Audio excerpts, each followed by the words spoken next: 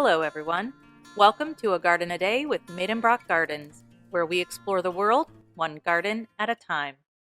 Today is September 15th. Today, we are exploring what is both a UNESCO World Heritage Site and one of Salzburg, Austria's most popular attractions, Mirabell Palace Gardens. The palace was built in 1606 for the mistress of Prince Archbishop Wolf Dietrich von Reichenau and their 15 children. A little more than 100 years later, the palace was enlarged and redesigned as a Baroque palace for Prince Archbishop Franz Anton von Herrick.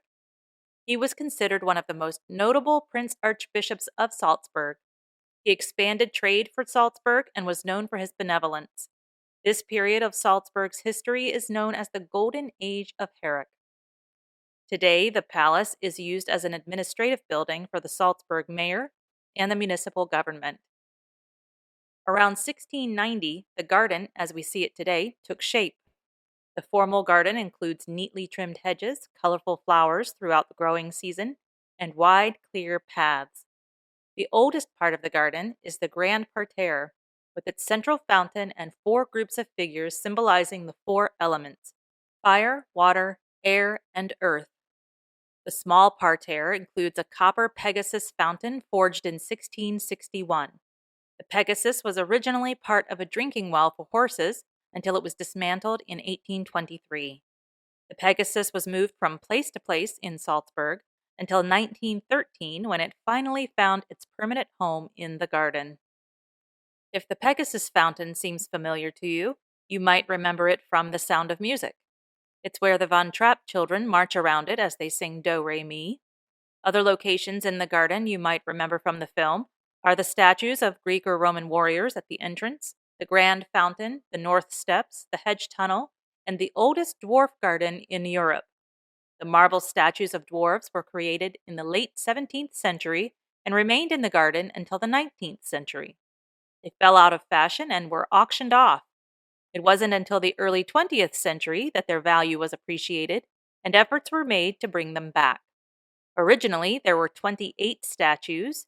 Only 17 have been recovered, but they've been getting up to their mischievous ways since they returned to the garden in 1919. Each statue was based on etchings by the French draftsman and printmaker Jacques Caillot. There are other statues throughout the garden. Many are Greek or Roman gods.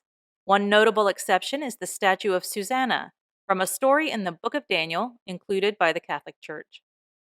Also in the garden is a hedge theater, which is quite lovely for its simplicity. A raised platform stands at one end with simple wooden benches for seating, all surrounded by clipped hedges, which provide both intimacy and exceptional acoustics. The gardens have been open to the public since 1854. Some areas of the palace are open to visitors, while others are closed for government business and special events. It's best to check schedules before you go.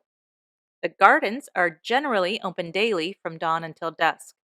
The hedge theater and dwarf garden are closed in winter. Well, that's about it for today's garden visit. Join me here tomorrow to find out where we're going next. As a reminder, you can subscribe, like, or follow this podcast at any of the podcast listening places. You can subscribe to our mailing list by visiting our website at gardenaday.com and clicking on the subscribe button. You can also find us on Pinterest, and you can support us by buying a book through our storefront on Bookshop. Links are provided in the show notes for this episode. Thank you for listening today and every day. If all goes well, I'll be right back here tomorrow. See you then.